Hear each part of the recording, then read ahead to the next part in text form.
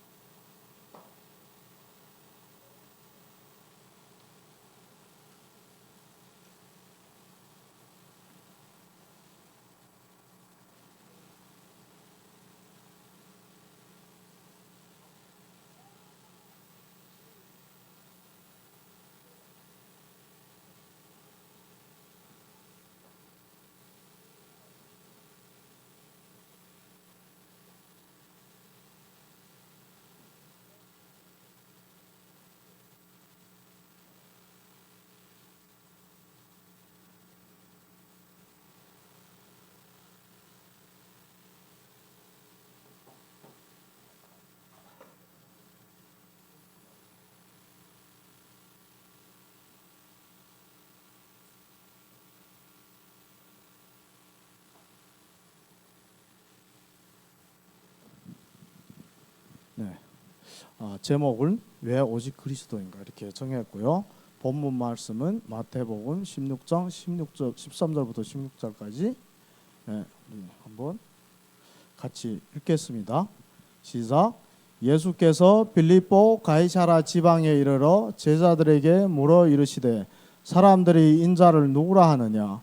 이르되 더러는 세례 요한, 더러는 엘리야, 어떤 이는 예레미야나 선지자 중에 하나라 하나이다. 이르시되 너희는 나를 누구라 하느냐. 시몬 베드로가 대답하여 이르되 주는 그리스도시요 살아계신 하나님의 아들이시니이다. 아멘. 바로 사도행전 4장 12절도 함께 읽겠습니다. 시작. 다른 이로서는 구원을 받을 수 없나니 천하 사람 중에 구원을 받을 만한 다른 이름을 우리에게 주신 일이 없음이라 하였더라. 아멘. 우리 정말 여러분들 처음부터 다락 기존교회에서 이렇게 오셨던 분들은 잘 아실 겁니다. 지금 교회에서는 오직 그리스도만 얘기를 안 하고 있어요. 그건 뭘 얘기하냐? 금방 그 본문에서도 너희는 나를 누구래 하느냐? 지금 그 얘기를 하고 있는 거예요. 요즘 교회마다 색깔이 좀 다른데요, 교파들이. 어떤 데는 회개를 많이 강조를 합니다. 어떤 교회에서는 회개를 강조하면서 자기 종아리를 때리는 거예요. 나부터 회개하리라. 근데 하나님이 저거 회개를 하라고 예수님 보낸 거 아니에요. 회개가 필요 없다는 말은 아니지만 회개하라고 예수님이 이 땅에 오신 근본적인 목적은 아니에요. 그러니까 본질을 빗겨나간 거예요. 회개를 한다는 거. 맨날 회개를 자기 종아리를 때린다고 그게 바뀌어요, 사람이. 그리고 어떤 데는 귀신 쫓는 거. 어떤 교회는 그러니까 뭐 성락교회라 저런 거 되게 잘해요. 귀신 쫓는 거. 다락방 그 게임도 안 되니까. 그럼 귀신 진짜 쫓겨나요. 어떨 땐 병도 치료돼요. 그런데 귀신을 쫓아내는 게 목적이 아니잖아요. 복음이 제대로 들어가면 귀신이 들릴 수가 없고요, 일단은. 그리고 복음이 제대로 들어가면 병이 치료 안 돼도 문제가 안 돼요. 병이 치료 안 되면 그것도 하나님 계획이 있기 때문에. 그러니까 문제 해결이 복음을 모르면 문제 해결이 목적이 되는 거예요. 문제 해결이 응답이 되는 거예요. 그러면 내 문제를 해결해 줄 수 있는데 사람들이 모이는 거예요. 그리고 요거는 좀 옷을 보면 요거 보면 목사님 복장이 이래요. 여기까지 오는 거. 지금 바퍼라고 썼잖아요. 바퍼 주는 거예요. 그러니까 가난한 사람들한테 이렇게 봉사를 하는 거예요. 물론 좋습니다. 나쁘지는 않아요. 전도 교회도 될 수가 있고요. 그런데 저게 교회 주사역이 되면 안 되는 거예요. 많이 베풀고 사랑을 베풀고 좋아요. 사랑을 베푸는데 사랑을 베푸는 목적도 결국에는 복음을 전달하기 위해서 하는 거예요. 예수 그리스도의 사랑을 전해야 되는 거지. 저렇게 인본주의에 가서 사람을 끈다고 예수님이 또 저거 하라고 온 거 아니거든요. 예레미야가 저거 잘했어요.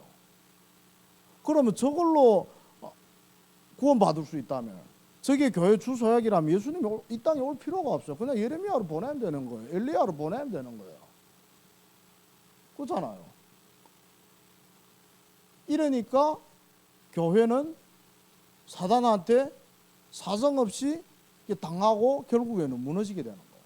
하나님이 그걸 또 허락했어요. 오직 복음을 안 전하고 오히려 다른 복음, 잘못된 복음을 전하는 교회는 오히려 사람들을 더 망하는 길로 인도를 할 수 있기 때문에 이 망하는 것도 이렇게 교회가 무너지는 것도 어떻게 말하면 하나님이 허락한 거예요. 그래서 복음을 전해야 되는 교회가 복음을 놓치니까 전혀 사람들한테 참 생명을 가르칠 수가 없고 참 복음을 가르칠 수가 없고 예수님이 이 땅에 와야 되는 지금 그 본질을 놓치고 그러니까 교회는 자기 역할을 못하고 오히려 무너지는 거예요. 그러면 복음을 전하고 세상에 빛이 되어야 되는 교회가 자기 자신이 무너지니까 세상은 완전히 재앙에 덮이는 거예요. 어쩔 수가 없어요. 교회가 제일 그러니까 빛을 발하고 소금 역할을 해야 되는데 못하니까 이 세상에는 재앙이 넘칠 수밖에 없고 영적 문제가 점점 더 심각해질 수밖에 없고.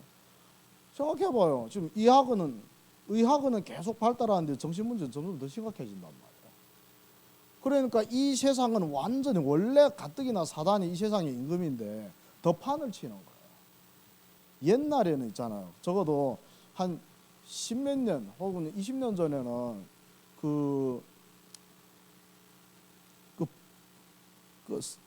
서태지인가?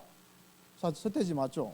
서태지 부른 노래가 뭐 거꾸로 뭐 이렇게 노래를 돌리면 막 사단의 음성이 막 사단을 찬양하는 음성이 나온다고 한때 막 난리 났거든요. 그만 서태지가 자기는 절대 그런 거 한 적이 없다고 와서 이렇게 막 그 인터뷰를 하고 이렇게 부인하고.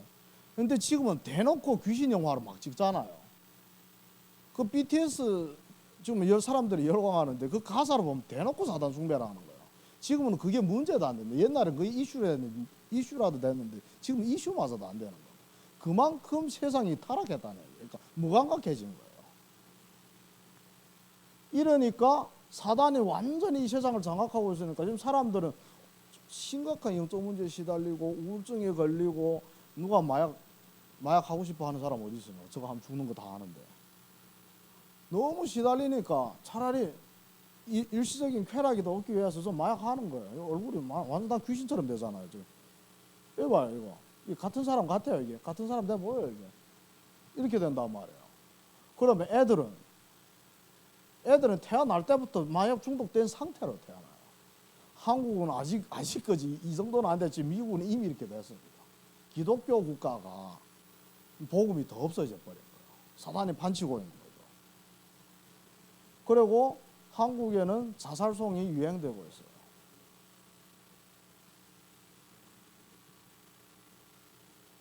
그 대가리 받고 자살하자는데 그 가사가 그래요. 제목이 그래. 대가리 받고 자살하자.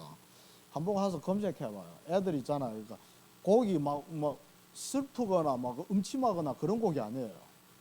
되게 그러니까 이게 좀 경쾌한 그 곡이거든요. 처음에는 그냥 무엇을 모르고 따라서 하다가 정말 어느 날 그러니까 막 우울하고 막 힘들고 그럴 때 그 가사를 같이 부르다가 그냥 사단이 이러면 자살하는 거예요. 진짜 심각합니다, 세상에. 그래서 그런데 왜 세상에 점점 흑암이 덮이냐? 금방 말씀했죠. 교회가 자기 역할을 못하니까 참 복음을 전하지 못하니까 그런 거예요. 예수 말해요. 예수 안 말하는 교회가 어디 있습니까? 그런데 예수님이 도대체 뭐 때문에 이 세상에 왔는지 그걸 정확하게 모르는 거예요. 영적 문제를 해결하려고 왔는데 와요. 하나님이 보시는 유일한 문제, 우리가 보는 문제가 아닙니다. 사람 보는 문제가 아니고 하나님이 유일하게 보는 문제가 뭔가 하면 하나님을 떠난 문제예요. 왜냐하면 하나님을 떠났다는 건 영이 죽었다는 얘기거든요. 죄와 허물로 죽었던 너희를 살리셨도다. 에베소서 2장 1절이 아닙니까? 그러니까 영적으로 하나님을 떠났고, 그러니까 영적인 존재인 인간이 하나님을 떠났다는 거는 생명이 원천을 떠났다는 얘기거든요. 물고기가 물 떠나면 어떻게 삽니까? 그럼 하나님과 그러니까 인간은 만들어질 때부터 하나님과 함께 해야만 그 생명이 유지가 되는데 하나님 떠나니까 영이 죽는 거예요. 그러니까 이 문제를 해결하려고 예수님이 온 겁니다. 우린 눈에 보이는 그 문제가 아니고. 그리고 하나님을 왜 떠났냐? 죄 때문에 떠났잖아요. 하나님한테 불순종했단 말이에요. 그러면 죄의 결과는 사망과 심판이에요. 죄의 삭은 사망이라. 사람이 한 번 죽는 것은 정해졌으니 그 후에는 심판이 따르리. 죄의 삭은 사망인 거예요. 그러면 죄 때문에 하나님을 떠난 인간한테 사단이 완전히 그 영혼을 잡아버린 거예요. 그래서 영적으로 마귀 소속이 돼버린 거죠. 그러면 마귀 소속이 되면 사단이 잘해주나? 잘해주지도 않아요. 성경에 보면 히브리서 2장 14절을 보면 죽음의 권세를 잡은 자 곧 마귀의 권세를 깨뜨린다고 했거든요. 그러면 성경대로 하면 이 사망 권세가 사단이 붙잡고 있는데 사단이 인간을 잡고 있고 사망 권세를 붙잡고 있는 이것을 해결하지 않으면 모든 인간은 이 죄 때문에 한 번 죽잖아요. 죽은 다음에 사망에 갇히면 다시는 그 사망에서 빠져나올 수가 없는 거예요. 그런데 그 문제를 인간이 해결할 수가 없습니다. 죄 때문에 죽어야 되고 죽으면 사망에 빠지는데 그 사망에서 도저히 나올 수가 없는 거예요. 그럼 영영 죽는 거지. 그런데 예수님은 이걸 해결하려고 이 땅에 오신 거예요. 그럼 우리 창세기 3장 17절부터 19절 우리 한번 읽어볼게요. 창세기 3장 17절부터 19절. 여기에 그러니까 성경에서 말하는 이게 근본 문제로 인한 그 결과가 나오고 있습니다. 창세기 3장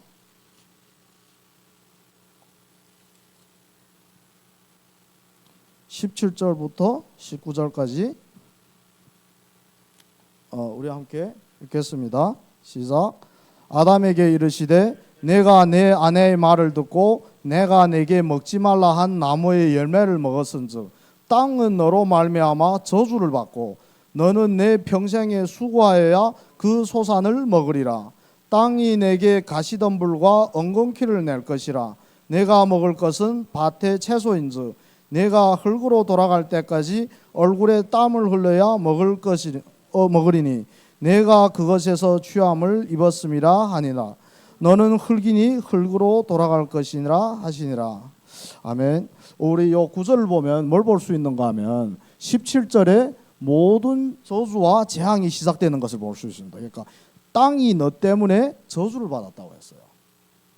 원래 아담 하와가 죄를 짓기 전에는 그 농사를 할 필요가 없었습니다. 농사를 안 해도 땅에서 수증기가 올라가지고 곡식이 자기들로 자랐어요. 지면에 이렇게 막 수증기가 땅을 막 적셔가지고. 그런데 죄를 지은 다음부터 비가 내려야만 곡식이 자라날 수가 있는 거예요. 근데 비도 내 마음대로 못 내려요. 땅이 인간 때문에 저주받는 거예요. 인간이 죄를 지었는데 왜 땅이 저주받을까요? 인간한테 이 세상을 창조한 모든 만물을 다 통치권을 맡겼잖아요. 그러니까 인간이 죄를 지으니까 애매하게 땅마저도 같이 저주받는 거예요. 그럼 창세기 6장에 가면 뭐가 나오는가 하면 인간이 죄 때문에 하늘도 저주받습니다. 그러니까 공중에 있던 물이 다 떨어져 가지고 오존층이 파괴되면서 인간이 수명이 900살까지 살던 게 100살로 팍 줄어든 거예요. 그러니까 인간이 죄 때문에 땅도 저주받고 하늘도 저주받는 거예요. 그래서 여기 그리고 18절에는 뭐죠? 그 가시와 엉겅퀴가 난다고 했어요. 그거는 무슨 말인가 하면 우리가 다 농사 짓는 건 아니잖아요, 지금은. 그러면 가시와 엉겅퀴는 뭘 가리키는가 하면 이 세상에서 우리가 살면서 부딪히게 되는 수많은 문제, 저주, 재앙 이런 것들을 얘기하는 거예요. 그러니까 하나님을 떠나고 죄 때문에 하나님을 지은 결과가 딱 내가 사는 환경도 파괴되고 저주받고, 그리고 이 세상에서 수없이 내가 뭐 열심히 살든 착하게 살든 상관없이 계속 문제가 오게 되는 거예요. 그리고 19절에는 그러다 결국에는 고생하다가 결국엔 죽어서 흙이 된다는 거예요. 영원 지옥 가는 거예요. 그래서 하나님이 보시는 문제는 요거예요. 이게 해결이 안 되면 이렇게 되기 때문에 그렇습니다. 요거는 인간 힘으로 도저히 해결할 수가 없어요. 그런데 기존교에서는 아무리 유명한 목사님도 이렇게 요걸 못 집어내요. 그냥 인간이 죄 때문에 지옥 가게 됐는데 예수님이 우리를 위해서 죽어서 예수를 믿으면 죄가 용서받는다, 지옥 안 가도 된다. 구원의 메시지는 될 수 있을지라도 영적 문제를 해결하는 메시지는 될 수가 없습니다. 실제적으로. 그래서 왜 오직이어야 됩니까? 그 사단이 사망 권세를 딱 붙잡고 있는데 모든 죽은 사람들이 그 사망 권세에서 빠져나올 수가 없는데 그 사단을 이긴 게 그리스도란 말이에요.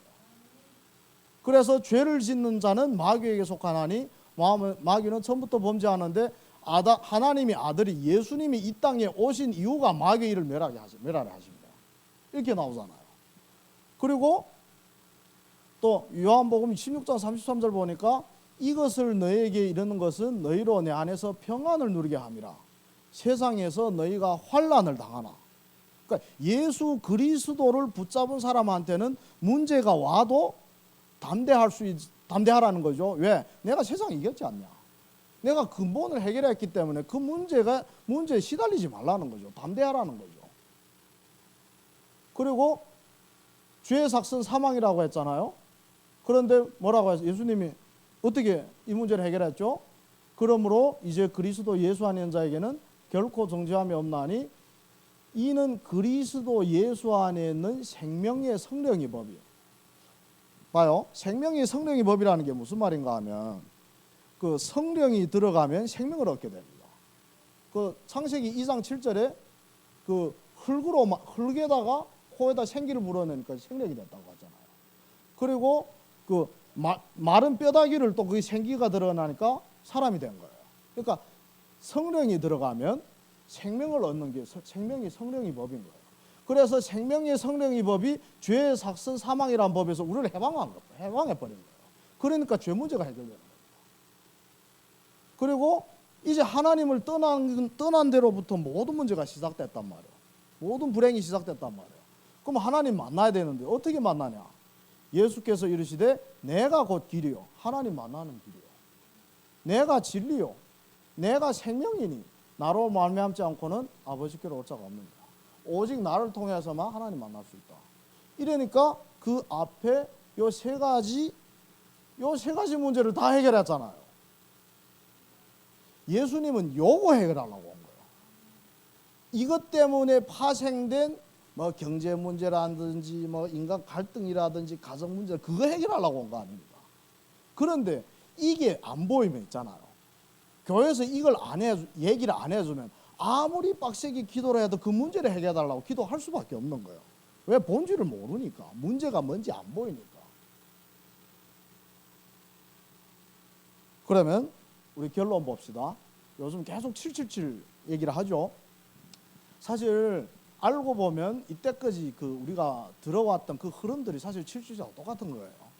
일단 일곱망대 무슨 뜻이나 간단하게 얘기하면 그래요. 그러니까 복음과 성삼의 하나님이잖아요. 성삼의 하나님과 보좌의 축복 그리고 능력, 권세, 그러니까 사단은 공중권세 잡은 자를 이기는 그 권세가 내 안에 임하는 게 일곱망대예요. 내 안에 이 복음을 한마디로 내가 복음을 먼저 누리는 게 일곱망대로 서는 것이고, 그럼 일곱 여성은 뭐냐? 내가 복음과 보좌의 축복, 능력, 권세 이것을 내가 누리는 만큼 현장, 그러니까 내 삶 속에서 그게 나타나게 되었어요. 그러니까 내가 요거 누리는 것만큼 문제를 안 보이는 거예요. 갈등이 오히려 나를 갱신하는 계기가 돼버리는 거죠. 위기가 오히려 기회로 보이는 거예요. 그러니까 이것이 그러니까 일곱 망대하고 요거는 같이 가는 거예요. 그러니까 먼저 요거 다 하고 요게 되는 거 아니고 요게 되는 만큼 요것도 따라서 같이 되는 거예요. 삶 속에서 다른 사람 느껴요. 난 뭔가 다르네. 그리고 또 요거에 되는 것만큼 일곱 여정을 그러니까 삶 속에서 여기 내가 누리는 복음이 나타나게 되었고 내 실제 현장에서 이 권세가 나타나는 거예요.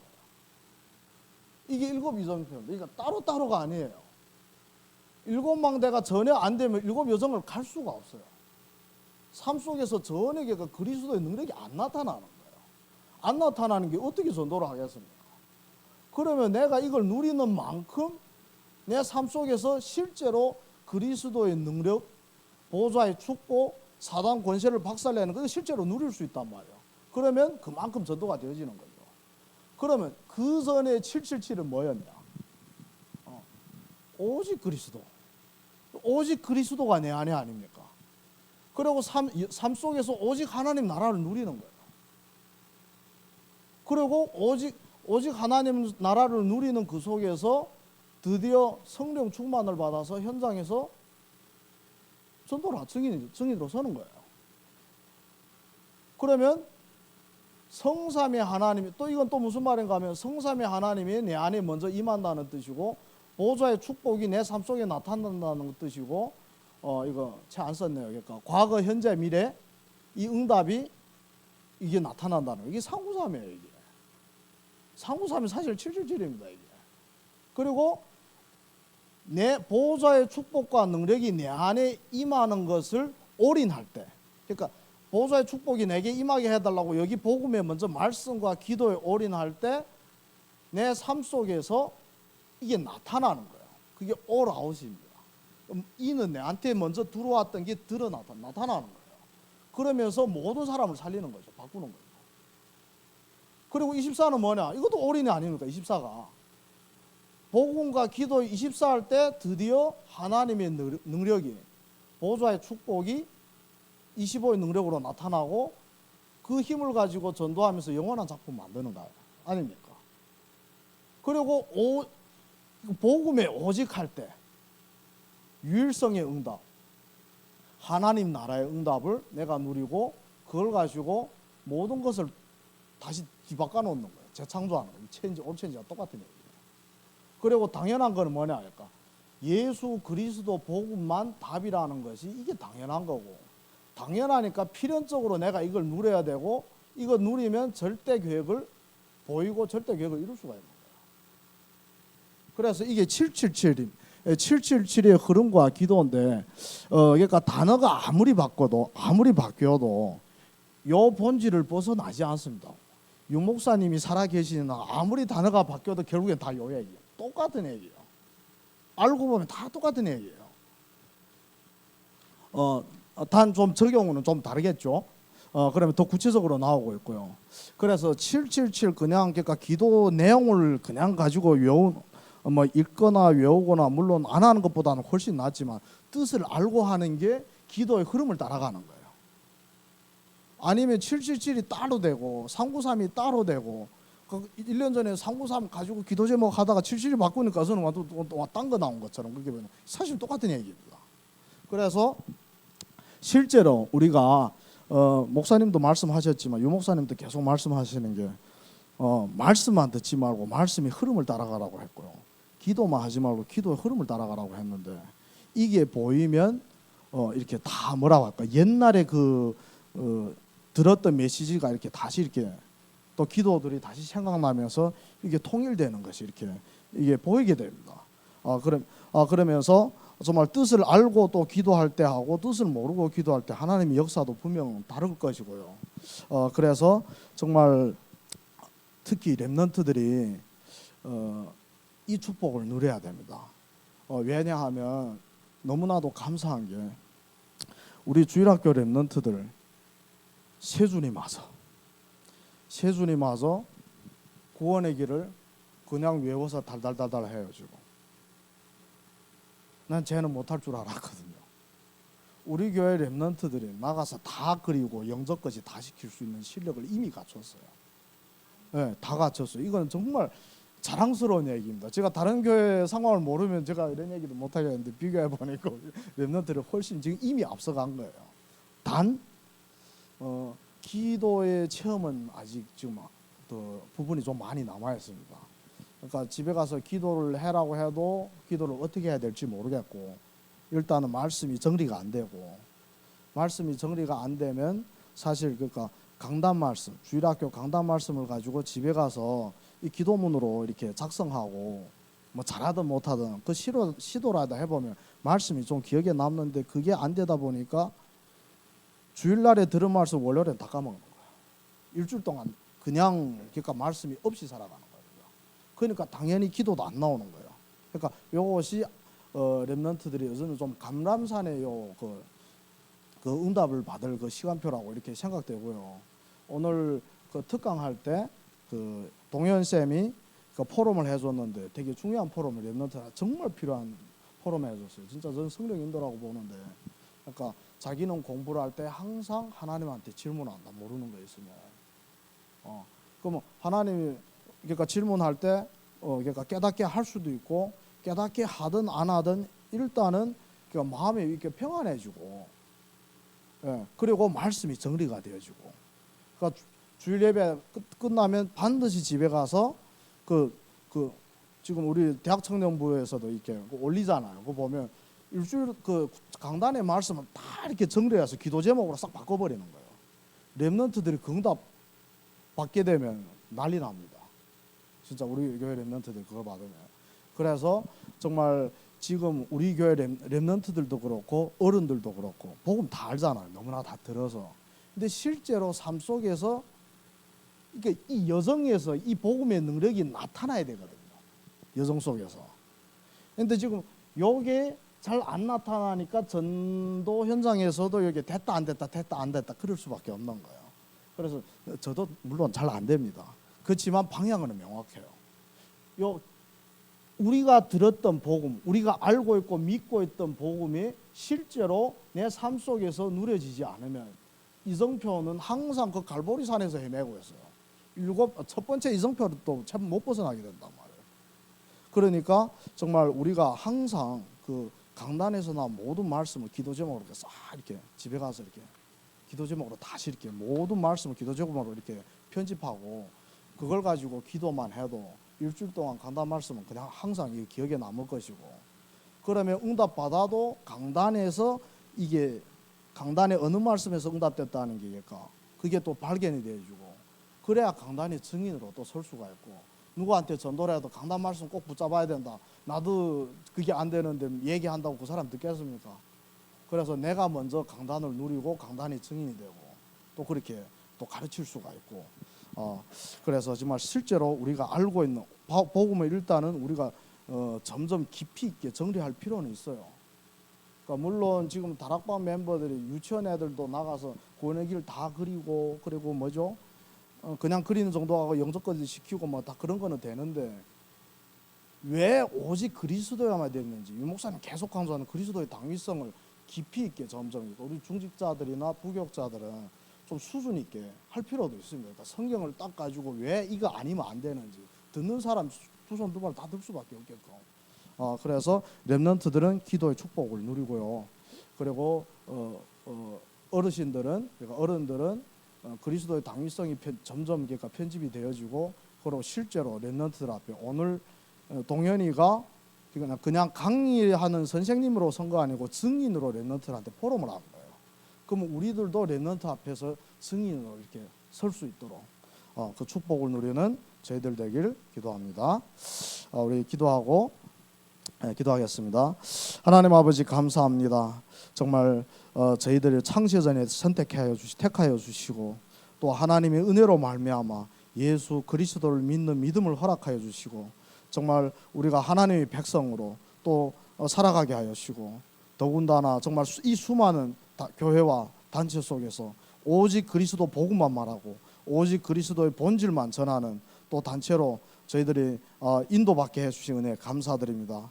저희들이 정말 하나님이 주신 천명 소명 사명을 감당하기 위해서 정말 이 예수 그리스도 이 복음을 먼저 내 안에 깊이 누리게 하여 주시고, 그래서 내가 든든한 망대로 서서 정말 삶 속에서 내가 가는 곳마다 이 복음이 나타날 수 있도록 복음의 능력이 실제적으로 정말 하나님의 능력으로 곁에 보는 사람들도 정말 이분은 진짜 예수 믿는 사람이다 그렇게 보일 정도로 저희들이 정말 저희들을 통해 하나님의 능력과 빛과 소금의 역할이 정말 응답받게 하여 주시고 그래서 정말 그 일곱 이정표대로 정말 차례차례씩 저희들이 전도와 선교의 응답 속에 거할 수 있도록 인도하여 주옵소서. 또 교회 렘넌트들도 정말 지금까지 들었던 복음들이 또 실제로 능력으로 삶 속에서 나타날 수 있도록 기도의 응답을 기도의 축복을 누릴 수 있도록 성령께서 역사하여 주옵소서. 감사하며 예수 그리스도 이름으로 기도드립니다. 아멘. 바로 기도에 들어가겠습니다.